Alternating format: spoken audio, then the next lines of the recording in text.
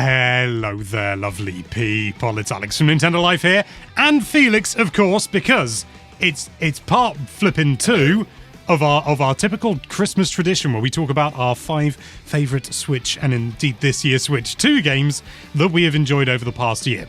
And it's my turn, baby, so I'm just going to go straight into it. I'm not going to muck around.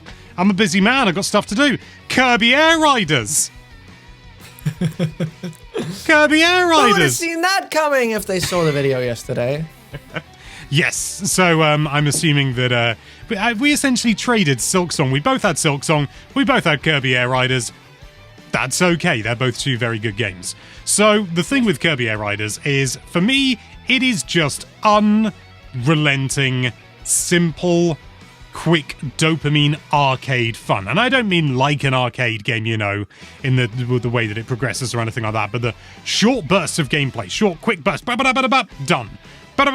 Done. And that can be online, you know, sort of you can do it locally as well. I haven't actually played it locally with any friends yet, but I would really, really like to, because I love the way the game controls. It takes a little bit of time to get used to. It runs great.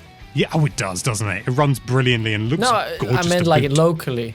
I see. Player, and it runs totally. Like, I didn't notice anything. It doesn't drop frames at least. Maybe like when we played City Trial, like busy areas, it would drop some frames, but it wasn't anything noticeable, at least to my eyes. Yeah, because it's it's just got that.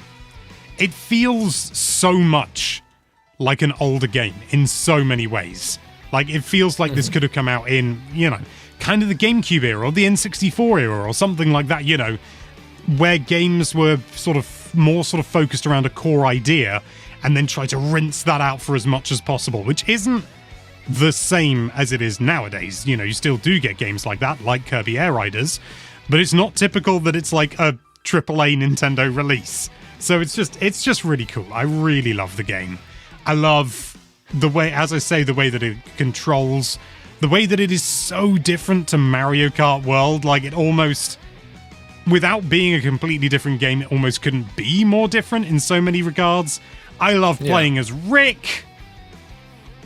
What more can I say? Yeah, you haven't tried any of the other characters yet. I've tried some of the other characters, but I'll be honest, 99% of the time, I'm playing as Rick. I can't believe they nerfed him.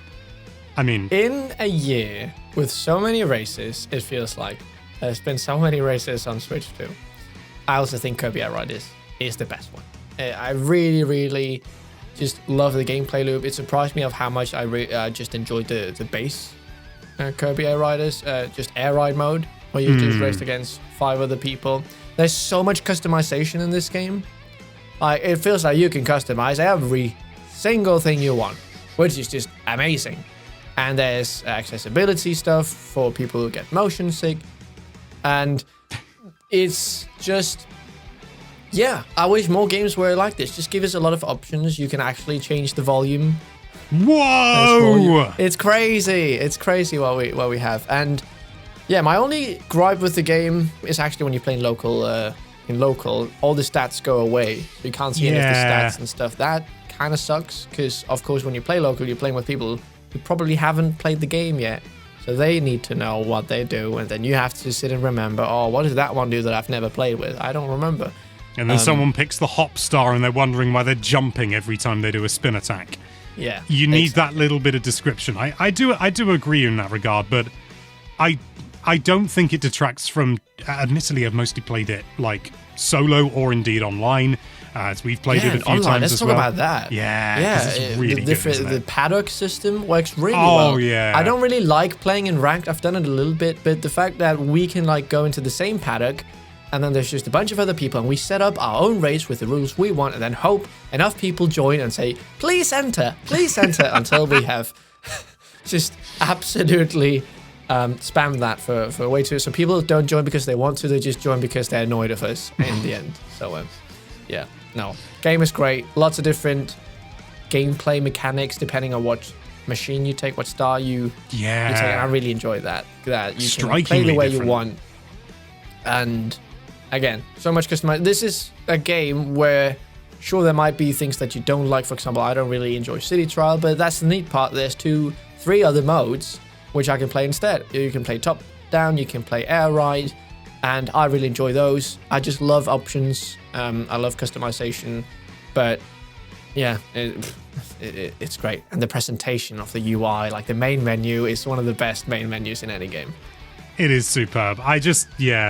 It's difficult to kind of like properly quantify the things that I love about the game, simply because it's just one of those games where I almost love everything about it. Like, I love City Trial. I know you're not big on it, but I love it.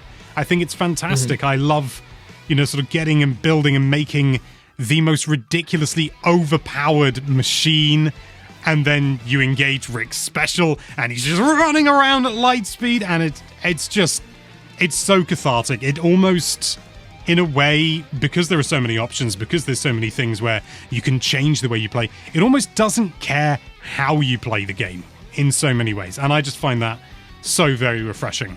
And in a similar vein, my next game, Donkey Kong Bonanza, doesn't really care how you play the game, to a degree. I mean, it does. But, obviously, you're going around, you're smashing God knows how much stuff. And there are specific things where you have specific challenges that you've got to do. Like, hey, find the little guys. You got to find these little guys. They're hiding. Where are they? Apparently, it turns out you can just stop and look around and you will be able to see them. I don't know a single person who's done that. Everyone just goes around and goes, I'm smashing everything until I find them.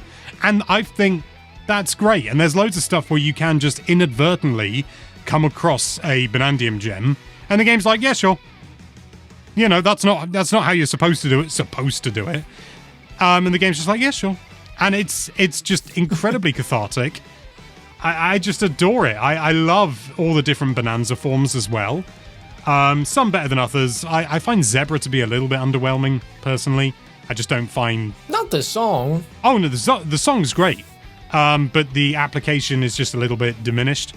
I love... Zebra, dun, dun, dun, dun. I love playing as the snake one. It doesn't... At first, you sort of feel like it doesn't have that much use, but then as you learn more and you combine it with using the others, it just becomes this really fun kind of synergy, and you're switching between, so you jump up really high, then you change to ostrich, and you glide along a bit, and it's just great. I love the environments. Performance could be a little bit better in certain places, but it's perfectly acceptable. There's only like one instance against a boss where it really tanks for some reason, and it would be nice if they could get around that, but I don't know. I'm not a video game maker. I don't know what they could do. But it's just good, hearty fun. Pro. Sorry? Release the Switch 2 Pro so you can have Donkey Kong Bonanza and it's in the Switch 2 Pro edition. That it's not even been out a year, Felix, you greedy boy. But yeah. Oh, I'm not going to be playing it again. Don't worry, Alex. Yeah, because you weren't big on it, were you? No, and that's because of the camera. I hate the camera of this game. I absolutely do. It ruined it because it makes me motion sick and I can't enjoy this game properly. So until they add options to that, I can't really say much about the game because it'll just be negative stuff. Yeah, I do. Again, and I think that's, going back to Kirby Air Riders, that sort of highlighted how, just throw options in. It's not a big deal, I know Nintendo historically has this sort of notion of, we want you to play the games how we intend. They have a very sort of curated idea. Get motion sick. I love that, Nintendo. Thank you. That's the thing. There is, Cheers. there's a sort of, not necessarily a halfway house, but there's things you can do where you don't have to be so rigid. You can have flexibility, and I think that's fine. You see it in the gameplay, so why not in the options, Nintendo? Come on. But you see some of these options, not loads, admittedly, but I've got to segue somehow in my next game. It's not a Switch 2 game, Felix. Oh. But it runs on Switch 2 now. Xenoblade Chronicles X. I loved the original. I absolutely adored the original. And I'll be honest, I've played the vast majority. I haven't actually played that much on Switch 2. But I played this, quite a lot on Switch 1, to say the least. I've got further than I ever did in the original, which, sort of read into that what you will. Was that really this year? Yeah, it was this year. I had to double check because I was like, no, it was last year, wasn't it? But no, it's this year. And it's superb. I love the planet Mira. It's this gorgeous. And also, can we just talk about how this runs on the Switch? Like, don't get me wrong, it's not perfect. It runs smoother on Switch 2. It absolutely does. And, you know, I would say if you have a Switch 2, then definitely play it on that. Don't feel, I'll just play it on Switch 1. It's a smoother experience on Switch 2. But it is just, it runs so well. So well. Considering what the Switch's hardware is. It's ridiculous that it runs as well as it does. I mean, it ran on Wii U, which is baffling. Yeah. And I do think that this is a better version of the game. I think the graphics updates that they've done have helped tremendously. Not that the original looked bad or anything like that, but it's a little bit less uncanny. Like, the art design was a little bit odd in the original version. I mean, it was fine. It was good. It was just an art decision. But I think this one, just a little bit clean, a little bit more cohesive overall. But it's got a fun story. It's... It sort of starts off like it's leaning into like all the sort of tragedy and everything like that. And it still does that to a degree, but there are a lot of moments of levity and stuff like that, which isn't a bad thing, but it does sort of take the edge off the story in some regards. But I don't think it's enough. It's certainly not a deal breaker. I think it's superb. Because have you played it? Yeah, I have not gotten around to play. I actually completely forgot that it came out. Oh my god, there's been so much UFO 50 to play. But you know, I've played the first game. Really, really liked it. It was a great game. I think it was really long. Much. The story's so long, and I assume that this game is also really long. I don't think it's as long as the first one, from what I understand. I'm not 100% sure about that, but I'm fairly certain there's more like side stuff to do in X, I think. But there's the you actual mainly story. The main story then? Yeah, I think the main story is shorter, but I'm not 100% sure about that. No, it was still long. Yeah. It's still long. But no, I think I'm really intrigued about the whole, like, it takes so long to get the mech suit. And then then it opens up, so you really... like get into the sense of like, wow, this world is so big, and then suddenly, oh my god, I can finally traverse it properly. The only Xenoblade Chronicles X thing I have, I actually received it in the mail today together with this hoodie, is look at that. Well, how about that, sir? How about that? Wow. What is it, a magnet? Wouldn't you like to have this, Alex? I think it's a magnet. Let me take it out. You can look at this. We got an unboxing. First time in one of these. Is it technically an unboxing if there's no box? It's an unpacking. Unpacking. There's a series of them.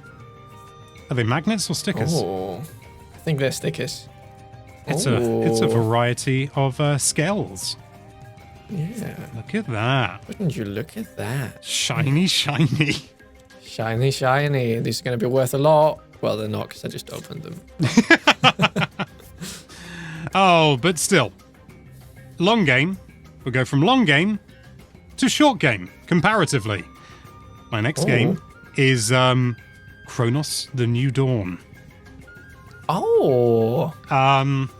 It's an interesting choice, because in some regards, like, I can see the limitations of the game. I can see the areas where it doesn't quite hit the mark in certain regards, but just as a sort of like, in a way, to me, seeing Chronos launch day in day with Switch, on Switch 2 with other systems, just really made me go, okay.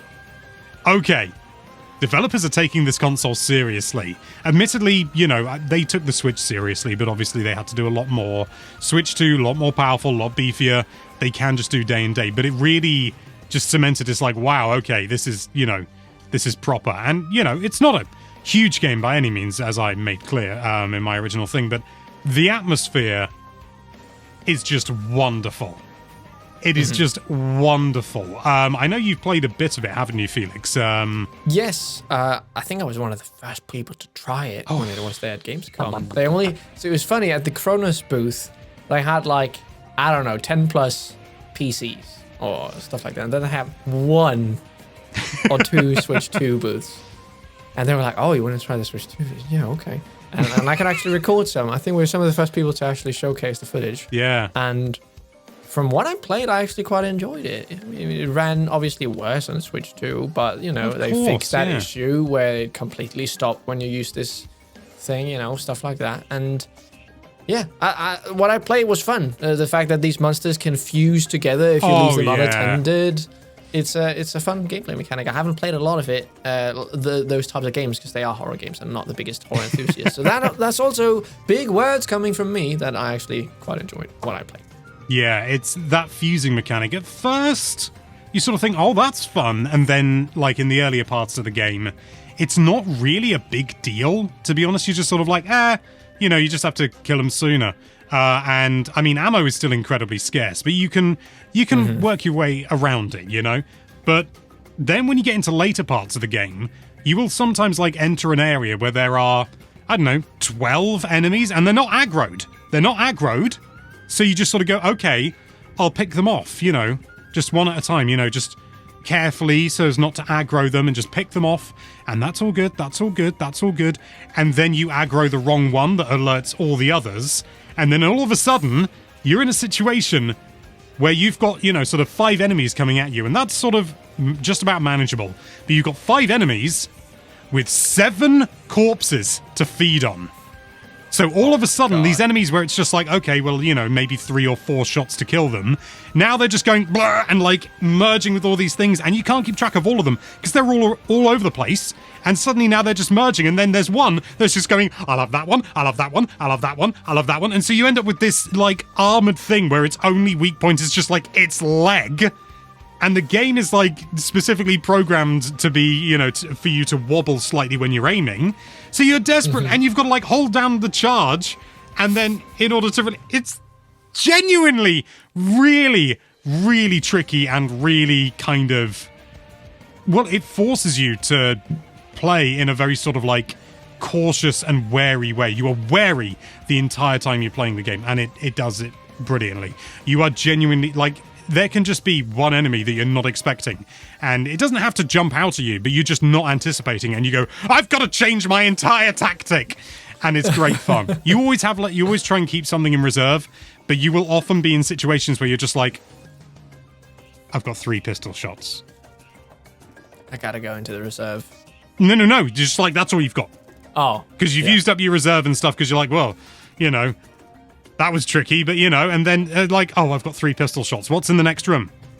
2 enemies. That's not enough. Like, all of a sudden, so you're sort of thinking, how am I going to do it? And you've got a melee. It's not great, but then you're sort of like, I'm going to have to melee, which puts you in such a dangerous position. It's great. If you like your survival horror, you know, sort of low resource stuff, it's superb. It's not for kids. It's not for kids. Because it is quite spooky, and I love the Traveler, the main character you play as. Really, just really, really nicely made game. Some of the facial animations in some of the cutscenes, bit funky, but we can look past that. And the last game, I randomized this list. We can't look past that, the final game. Yeah, I randomized this list as well, just like you, Felix. And the last game, I think you know what it's going to be. Take a guess. One little guess. You just get one. Really? One guess. One guess. One guess. Metroid Prime? And now he's no. gone. Oh! It is Cyberpunk 2077. Of course. Of course. If you'd thought about it for a little bit more, maybe, you know, if we hadn't already been run ragged by all the bloody announcements in December making a mockery of what's usually a quiet month. Yeah, Cyberpunk 2077. Launch game on Switch 2. That makes sense. One of the best worlds that has ever been in a video game, I think. Obviously, it's based on the Cyberpunk universe, which is long established by Mike Pondsmith, and he was heavily involved in the creation as well. And as a result, it is this real sort of like living, breathing world, and the city itself, it feels like a real city. Night City feels real. It feels very small for a city, but very, very real, to the point that it can be an arse to navigate sometimes. It's just like, well, how do I get to that bit? You know, and you got to drive around and do all these awkward things because it's so realistic. But I love it. You know, I love the setting. I love the gameplay as well. You know, sort of the gunplay is just one of the things you can do. You can also do, I'm going to do close combat. And I can do, you know, quick hacks, which is easily, I think, the most fun, because it's just like, do you want to go in with a gun and go bang, bang, bang, just like every other game? Or do you want to, from a distance, go, I'm going to make your head go pop? And then you can get perks. So it's like, if your head goes pop, then all the people around you, they've got a chance for their head to go pop. So you go, boo, boo, boo, boo, boo. It's really good fun. I've enjoyed Cyberpunk to the point that I've started doing Cyberpunk Red, the tabletop RPG. And the lovely, lovely people over at CD Projekt Red were even kind enough to send me this. That's meant to be the front. So they basically said, Alex, we want to send you a physical version of the game. And I already had a physical version, but I was feeling like a greedy boy. So I said yes, and it turns out... I mean, you've seen this already, Felix, but... Yeah, I've seen it. It's really cool. Like, I signed by about 4 billion people. So that is staying in the case. There was also a mouse mat up here, which I'm currently using, but seriously, it was such a treat, considering I'm so, like, invested. You made a whole video about how you just really like this game. Yeah, I did. And maybe that's why they wanted to send me so much stuff. But I think also what I really enjoy is the fact that it's such a redemption story as well, you know? The initial launch was kind of disastrous. And, you know, I'm not talking on Switch 2. On Switch 2, it launched in brilliant condition, you know. You can get it to run at 40 frames a second. What the hell? You know, come on. Come on, Skyrim. Pull your finger out. But, you know, it launched on, you know, other platforms, and it was kind of disastrous, you know. Full of glitches, bugs, things just didn't work. But now, it is regarded as one of the best RPGs of our time. Because it is. Sold, what, over 30 million copies now? God, something like that. I wouldn't be surprised. I can't keep track. 30 million's a number so big I can't even... Humans can't really think in millions, you know. You can sort of quantify it. But you think of a room of 30 million people all playing Cyberpunk. It's, one, going to be a big room. Two, you can't imagine how big that room is going to be because we're just not capable. And they've got to have... I feel like the maximum I can... It's like at a big concert, right? At the new stadium, the Barcelona is going to have, you can have 100,000 people. So you can imagine, okay, if this stadium is filled, that's 100,000 people. You can quantify it. But more than that, and it's not even like, then you start thinking in stadiums. Yeah, it's like, is it just sort of like, I can maybe think of double that? And it's like, what's 100,000 to 30 million? It's 30 times. And 100,000 people is already too much. It's already too much. Yeah. It's bonkers. They deserve all the praise that they get because it is a superb game. It's not for children. It is absolutely not for children. I'd say more than Chronos in many ways because it not only deals with some sort of, you know, spooky things and violence and things, but also other adult themes as well. There are certain shops that are not shy about the things that they sell. But it's great. It feels... Real water. Sorry? Just remember there was an ad where it says real water. So oh, yeah. I'm fairly certain it's not real water as well. It very much is like... You know what? I mean, it's meant to be, you know, a critique of our own world in so many ways. You know, this sort of hyper sort of consumerism. And, you know, sort of you could feel that that's a bit sort of, you know, it's a bit ham-fisted. It's not. Because it also shows some of the good side, and there's always, you know, all this sort of horrible stuff that happens, but then there's also moments of fun, and, you know, sort of just sort of levity and love and things like that. It's so fleshed out. I'm so jealous that I don't get to play it for the first time again, because it is utterly superb, and I'm horrified to think what they're going to do with Cyberpunk 2, just because I don't know whether I'm going to get any sleep. But that's it. That's my top 5 games of the year. What do you think, Felix? Is that a good list? Oh, it's a great list, Alex. Not better than mine, but there's a reason that was my list and not yours. Yeah, because you had the opportunity to talk about Silksong. But anyway, that was my top 5. Obviously, if you haven't seen Felix's, that was published yesterday. Go and watch it now, or I'll come around your house and stamp on all your toys. But for now, thank you so much for watching. If you like this video, then why don't you let us know your top 5 in the comments down below? Why not? Top 5. Doesn't have to be in order. Nothing has to be in order. Because we're not orderly people. And be sure to check out NintendoLife.com for all sorts of lovely Nintendo-related content. Thank you again for watching. Bye-bye.